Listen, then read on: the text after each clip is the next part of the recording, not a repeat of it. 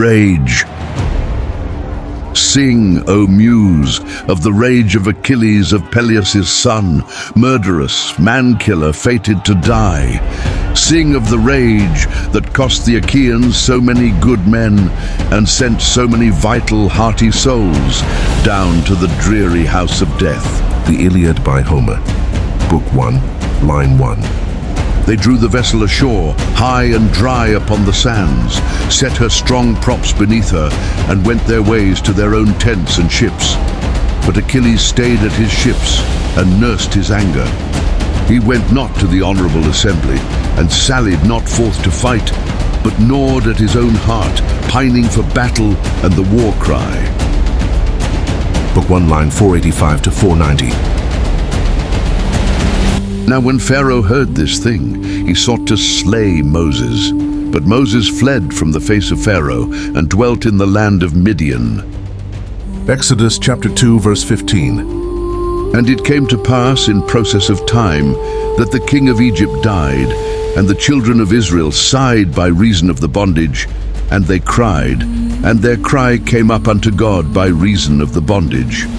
And God heard their groaning, and God remembered his covenant with Abraham, with Isaac, and with Jacob.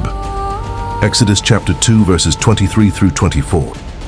Praise the Lord, everybody. Sunday night, 7 o'clock. It's Sunday Night Word.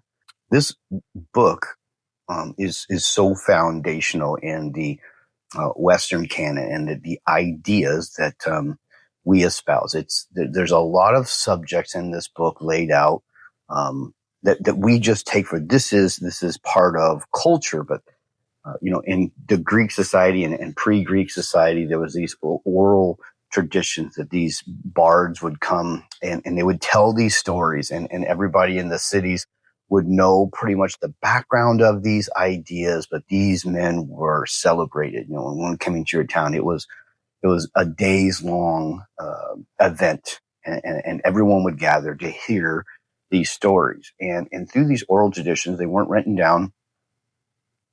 Ideas were enforced, planted in new generations. And then even after these storytellers would leave the town, the conversation would go on for years. They were oral roadmaps on morality, warfare, kingship, problem solving, what it means to be your hero. And surprisingly, in this story, what it means when a hero hides. So that first stanza that you heard on how it starts with the word rage.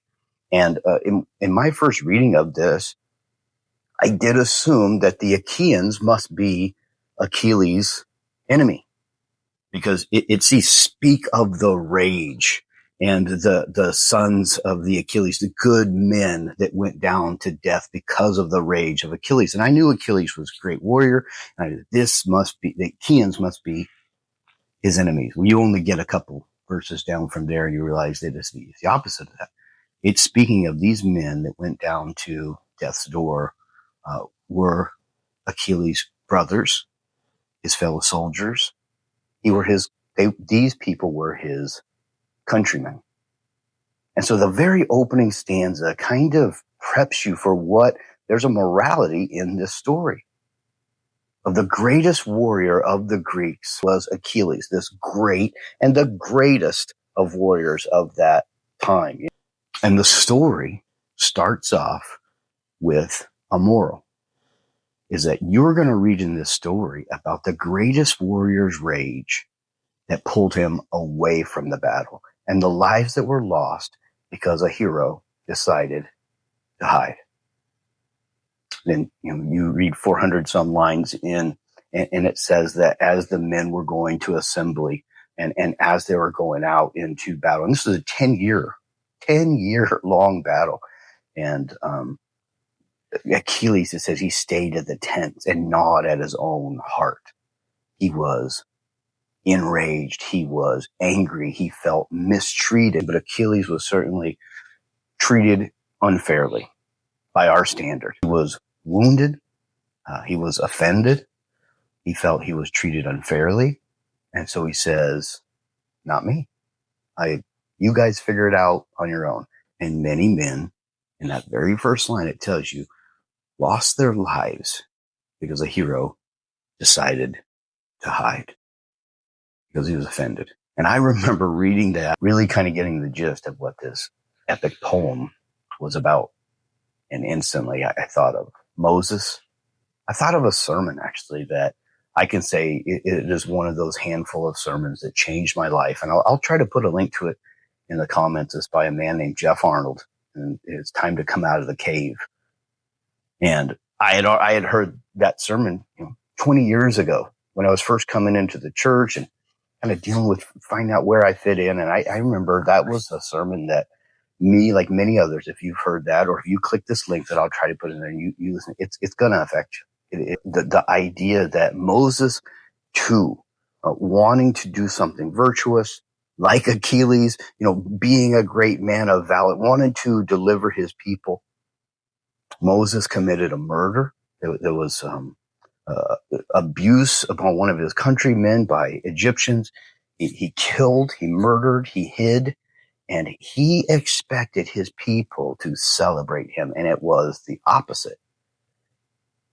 And Moses got offended. He got afraid. He thought that the king of Egypt, the Pharaoh, would persecute him for this, kill him for this, and this future great leader, whose so many other people's lives hinged on his decisions and what kind of man he decided to be day in and day out. So many other lives were affected by Moses deciding to run away and to hide in a desert for 40 years. How many lives were lost in those 40 years waiting for Moses to get back in the fight? 40 years when Moses is getting married and having kids and staying away from his call. That how many men, women, and children were slaves and lost their life. They would not be blessed enough to see the freedom that God had promised through this one man, Moses, why a hero hid. I guess the bottom line is that when you have a calling on your life, when you have these great talents, when you have abilities, which all of you do, the worst thing you can do is get offended when things don't go our way. And we pull back because we've been treated unfairly. We weren't celebrated the way we thought. We extended ourselves to help, to give, to offer, to perform, to do a service. And it was not received in the way we thought. And so instead of pushing forward because the mission demands it, we pull back because our emotions are crying louder than the mission. There are people's lives and salvation that hinge on your ministry. Rage.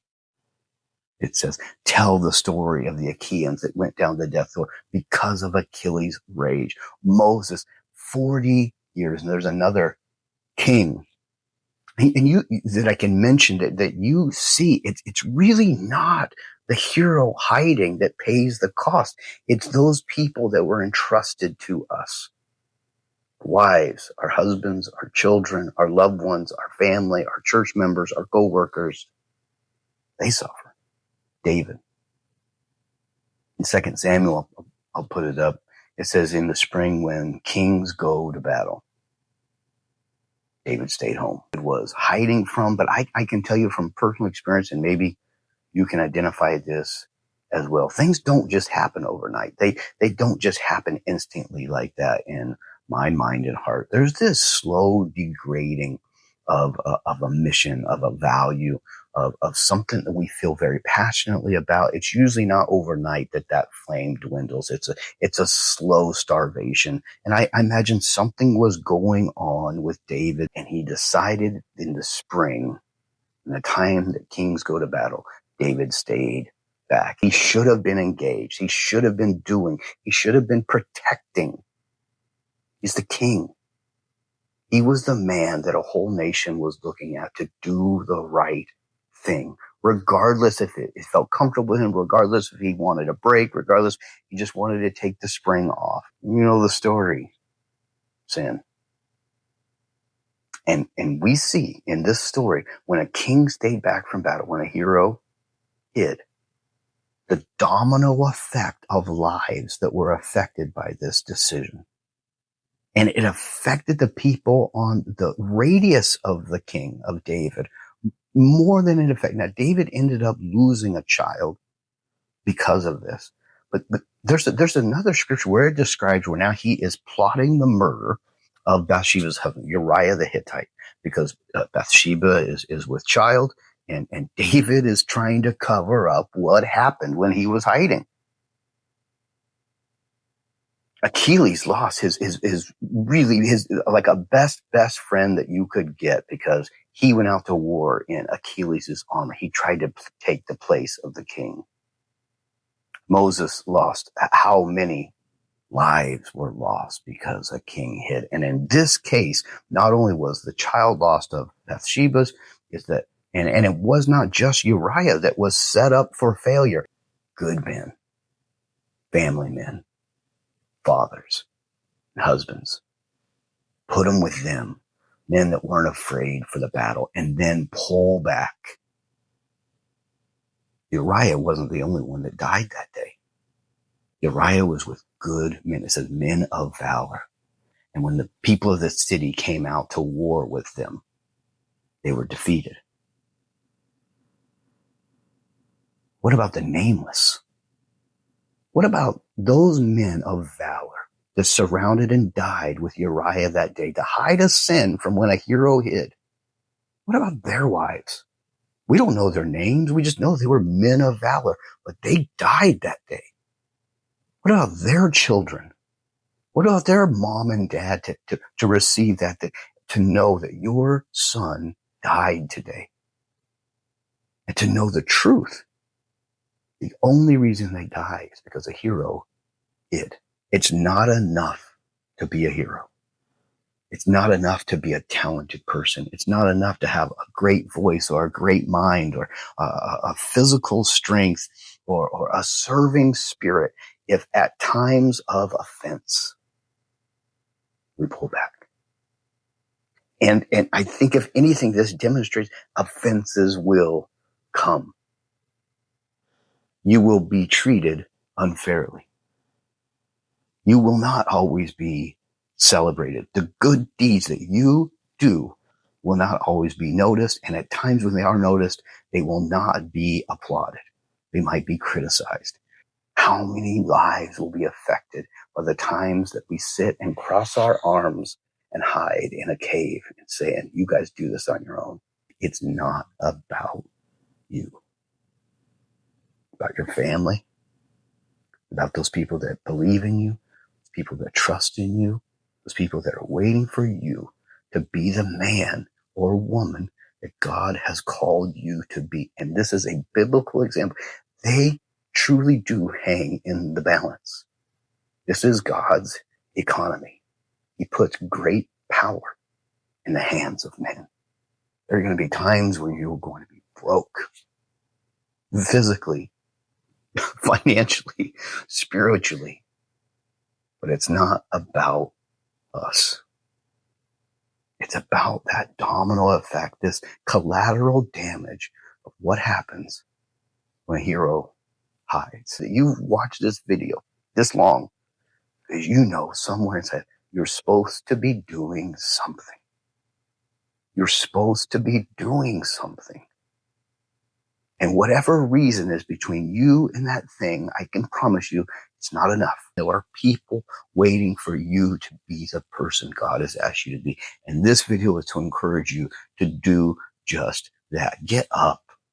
Get out of the cave. David, go to war. Achilles, get out of the tent. Moses, if it takes a burning bush, this is that burning bush right now. Your people need you. I need you. Your church needs you. Your world needs you. So tonight, let's say it together. Bring it on, Monday.